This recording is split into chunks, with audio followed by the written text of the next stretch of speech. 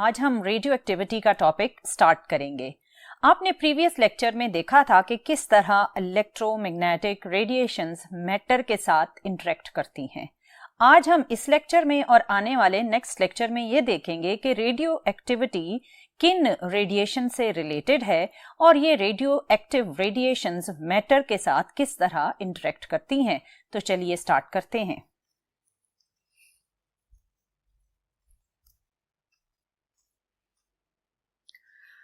Dear student, radio activity एक ऐसा phenomena है जो न्यूक्लियस से रिलेटेड है।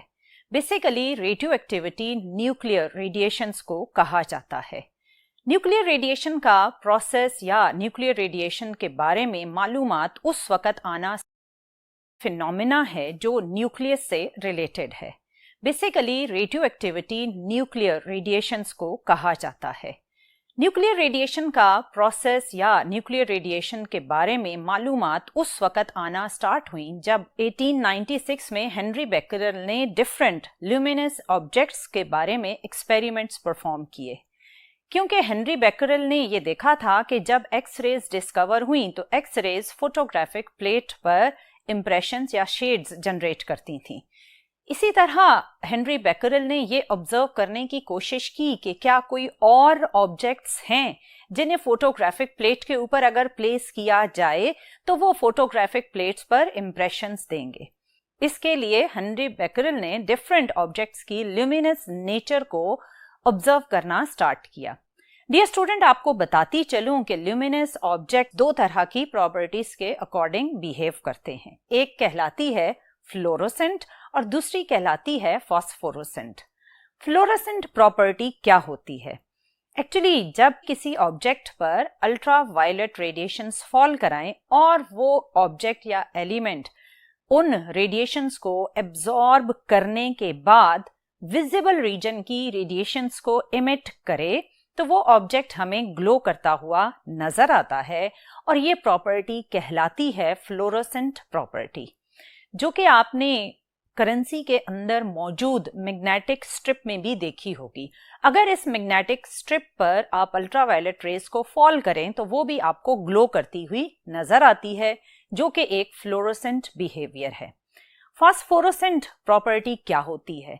अगर आप किसी भी ऑब्जेक्ट के पास लाइट सोर्स को कुछ देर के लिए रखें और फिर लाइट सोर्स हटा लें तो वो ऑब्जेक्ट उस लाइट एनर्जी को जो उसने एब्जॉर्ब की होती है वो अगेन विजिबल रीजन में उसको इमिट करता है और वो हमें ग्लो करता हुआ नजर आता है। इसे बोला जाता है फॉस्फोरोसेंट प्रॉपर्टी, जिसकी एग्जाम्पल है रेडियम वॉचेस जो आप अक्सर यूज करते हैं और ये आपको ग्लो करती हुई नजर आती हैं।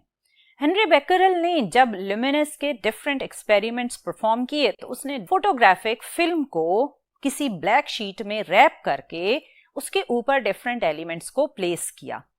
जब हेनरी बेकरेल ने डिफरेंट एलिमेंट्स को फोटोग्राफिक फिल्म जो कि एक ब्लैक पेपर में रैप थी उसके ऊपर प्लेस किया तो उसने कई एक्सपेरिमेंट्स के बाद, कई ऑब्जर्वेशंस के बाद ये देखा कि कोई भी ऑब्जेक्ट उसकी फोटोग्राफिक फिल्म पर कोई भी ट्रैक, कोई भी शेड जनरेट नहीं कर रहा था।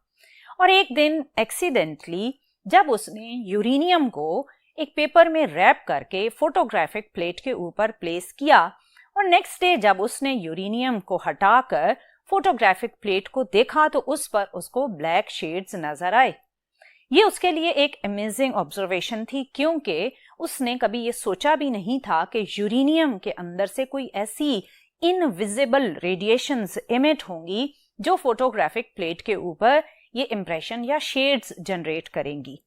इन इनविजिबल रेडिएशंस को स्टार्ट में हेनरी बेकरेल के नेम के अकॉर्डिंग बेकरेल रेडिएशंस कहा गया और बाद में अब हम इनको न्यूक्लियर रेडिएशंस कहते हैं।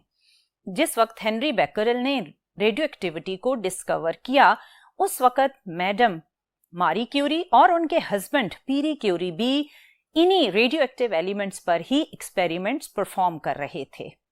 उन्होंने एट दैट टाइम दो और रेडियो एक्टिव एलिमेंट्स को डिस्कवर किया जो कि थे रेडियम एंड पोलोनियम। इन दो रेडियो एक्टिव एलिमेंट्स की डिस्कवरी के बाद बहुत सारे लोगों ने, सादा लोगों को रेडियो एक्टिव एलिमेंट्स की ट्रीटमेंट्स के थ्रू डिसीव करना स्टार्ट कर दिया। कहा जाने लगा कि पेन ट्रीटमेंट के लिए रेडियम पेंडेंट को यूज करें, और अगर एनर्जी ड्रिंक या पावर ड्रिंक चाहिए तो रेडॉन को वाटर में डिसॉल्व करके पिएं, और आर्थराइटिस की ट्रीटमेंट के लिए यूरेनियम ब्लैंकेट फरोख्त होने लगे। ये उस वक्त के लोगों को मालूम ना था कि ये रेडियो एक्टिव एलिमेंट्स किस कदर डेंजरस हो सकते हैं अगर इन्हें प्रिकॉशनरी मेजर्स के साथ किसी भी ट्रीटमेंट के लिए यूज ना किया जाए। अगर हम इन रेडियो एक्टिव एलिमेंट्स को आज के टाइम में देखते हैं तो डिफरेंट मेडिकल ट्रीटमेंट्स में रेडियो एक्टिव एलिमेंट्स को हम यूज भी करते हैं, लेकिन इन्हें यूज करने के लिए प्रॉपर इनकी कंट्रोल्ड इंटेंसिटी के अकॉर्डिंग और टेक्नीशियंस के हेल्प से यूज किया जाता है। अगर मैं आपसे कहूं कि रेडियो एक्टिव एलिमेंट्स या रेडियो एक्टिव रेडिएशंस आपके सराउंडिंग में हर वक्त एग्जिस्ट करती हैं, फॉर एग्जांपल जो बनाना आप खाते हैं वो भी रेडियो एक्टिविटी का एक सोर्स है, और जो नट्स आप खाते हैं वो भी रेडियो एक्टिविटी का सोर्स है, और इवन आप खुद भी रेडियो एक्टिव रेडिएशंस इमिट करते हैं। तो है ना अमेजिंग बात, क्योंकि ये रेडिएशंस जो मैंने अभी आपको बताई ये हैं तो रेडियो एक्टिव रेडिएशंस ही, लेकिन ये हार्मफुल रेडिएशंस नहीं है। सो इसका मतलब ये हुआ कि रेडियो एक्टिव रेडिएशंस का जब भी जिक्र आएगा तो जरूरी नहीं कि ये हर सिचुएशन में हार्मफुल इफेक्ट्स ही जनरेट करती हों। डियर स्टूडेंट, रेडियो एक्टिविटी के बारे में जब हेनरी बेकरेल ने डिफरेंट और ऑब्जर्वेशंस की तो उसने ये कहा कि कुछ एलिमेंट्स ऐसे हैं जो अनस्टेबल न्यूक्लियाई कैरी करते हैं, और ये अनस्टेबल न्यूक्लियाई ही रेडियो एक्टिव रेडिएशंस को इमिट करते हैं।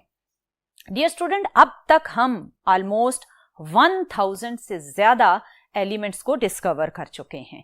इनमें से स्टेबल न्यूक्लियाई जो हैं उनका नंबर बहुत ही कम है, जबकि अनस्टेबल न्यूक्लियाई का नंबर बहुत ज्यादा है। अब आप सोच रहे होंगे कि कोई न्यूक्लियस अनस्टेबल क्यों होता है। बेसिकली न्यूक्लियस में जब नंबर ऑफ न्यूक्लियॉन्स, जिसका मतलब है number of proton plus number of neutron, increase होना स्टार्ट होता है तो न्यूक्लियस अनस्टेबल होना शुरू हो जाता है। क्योंकि आपने प्रीवियस लेक्चर्स में ये पढ़ा था कि बाइंडिंग एनर्जी पर न्यूक्लियॉन अगर ज्यादा हो तो वो न्यूक्लियस एक स्टेबल न्यूक्लियस होता है। सो जब आप हायर एटॉमिक नंबर की तरफ मूव करते हैं तो बाइंडिंग एनर्जी पर न्यूक्लियॉन कम होना स्टार्ट हो जाती है। सो जब बाइंडिंग एनर्जी पर न्यूक्लियॉन कम होती है तो न्यूक्लियस अनस्टेबल होना स्टार्ट हो जाते हैं। ये बिल्कुल ऐसे ही है जैसे किसी रूम में अगर 10 स्टूडेंट्स की कैपेसिटी है और आप उस 10 स्टूडेंट की कैपेसिटी वाले रूम में 30 या 40 स्टूडेंट्स को बिठाते हैं तो उस रूम के एनवायरनमेंट में अनस्टेबिलिटी का फैक्टर आना स्टार्ट हो जाता है।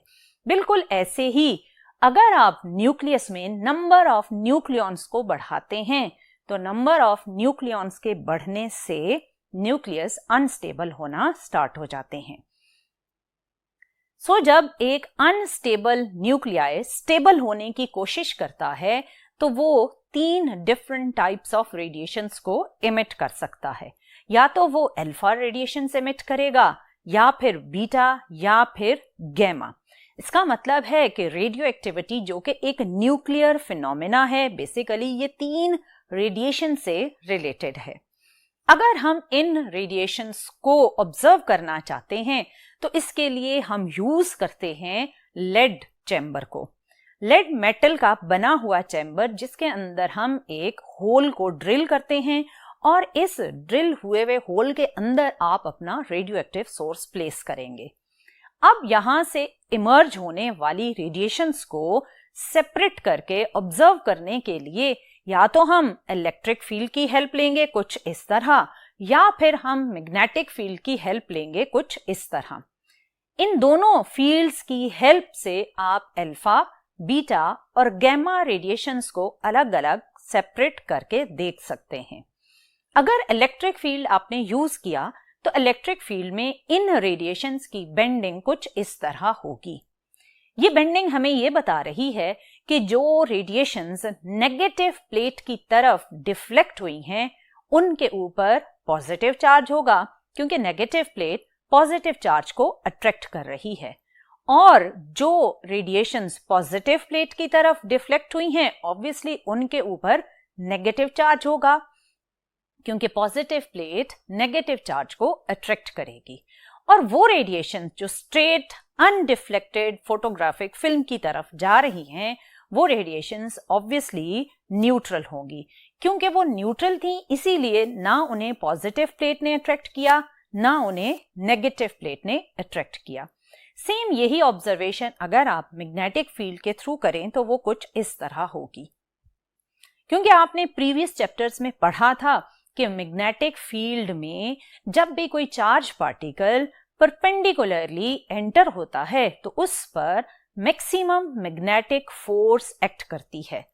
सो डियर स्टूडेंट, आपने ये भी पढ़ा था कि अगर पॉजिटिव और नेगेटिव चार्ज किसी भी फील्ड में परपेंडिकुलरली एंटर होते हैं तो उन पर लगने वाली मैग्नेटिक फोर्स एक दूसरे से ऑपोजिट होगी। अगर एक पार्टिकल राइट साइड पर डिफ्लेक्ट होगा मैग्नेटिक फील्ड में तो दूसरा पार्टिकल लेफ्ट साइड पर डिफ्लेक्ट होगा because of the opposite charges. So यहां पर भी जब मैग्नेटिक फील्ड में रेडिएशंस एंटर हुई तो अल्फा पार्टिकल कुछ इस तरह डिफ्लेक्ट हुए, बीटा पार्टिकल कुछ इस तरह, और गैमा रेज अगेन अनडिफ्लेक्टेड ही स्ट्रेट पाथ में मूव कर रही हैं, क्योंकि इन पर कोई चार्ज नहीं है। सो मैग्नेटिक फील्ड भी इन न्यूट्रल पार्टिकल्स पर कोई भी मैग्नेटिक फोर्स एक्सर्ट नहीं करेगी। सो डियर स्टूडेंट, आपने देखा कि किस तरह रेडियो एक्टिविटी के प्रोसेस में इमिट होने वाली रेडिएशंस को आप अलग अलग करके ऑब्जर्व कर रहे हैं। यहां पर डियर स्टूडेंट अगर आप इनके डिफ्लेक्शन पैटर्न पर गौर करें तो अल्फा पार्टिकल का डिफ्लेक्शन कम है, बीटा पार्टिकल का डिफ्लेक्शन ज्यादा है। यहां से हमें इनके मैस की वैल्यू का अंदाजा होता है, क्योंकि जो हेवियर पार्टिकल होता है वो कम डिफ्लेक्ट होता है और लाइटर पार्टिकल ज्यादा डिफ्लेक्ट हो जाता है। सो इसका मतलब है कि जो पार्टिकल्स नेगेटिव प्लेट की तरफ अट्रैक्ट हो रहे हैं, एक तो उनके ऊपर पॉजिटिव चार्ज है और दूसरा वो कम डिफ्लेक्ट हो रहे हैं, तो इसका मतलब वो हेवियर पार्टिकल हैं।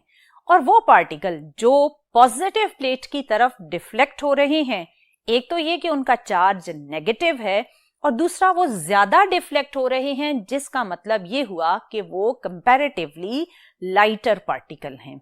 डियर स्टूडेंट, जब इन पार्टिकल पर डिफरेंट इनके चार्ज और मैस और डिफरेंट इनकी एनर्जीज के अकॉर्डिंग डिफरेंट एक्सपेरिमेंट्स में ऑब्जर्वेशंस की गई तो हमें ये पता चला कि जो पार्टिकल नेगेटिव प्लेट की तरफ कम डिफ्लेक्ट हो रहे थे वो हीलियम न्यूक्लियाई थे और उनके पास थे 2 प्रोटॉन और 2 न्यूट्रॉन। एक्चुअली ये हीलियम एटम के 2 इलेक्ट्रॉन्स रिमूव होने के बाद डबल पॉजिटिव चार्ज करता हुआ एक हीलियम एटम था या हीलियम न्यूक्लियाई था। इसको आप कहते हैं अल्फा पार्टिकल, जिस पर डबल पॉजिटिव चार्ज होगा। और जो पार्टिकल पॉजिटिव प्लेट की तरफ बहुत ज्यादा डिफ्लेक्ट हो रहा था उसके बारे में जब पता किया तो पता चला कि ये एक नेगेटिव चार्ज कैरिंग पार्टिकल था और इसका negative charge equal to charge of electron था और इस पार्टिकल को कहा गया कि ये एक बीटा पार्टिकल है। और जो पार्टिकल अनडिफ्लेक्टेड जा रहा था उसका नाम रखा गया गैमा पार्टिकल और कहा गया कि ये सिर्फ और सिर्फ एनर्जी कैरिंग रेडिएशंस हैं जिनके पास ना कोई चार्ज है और ना ही इनका कोई मैस है।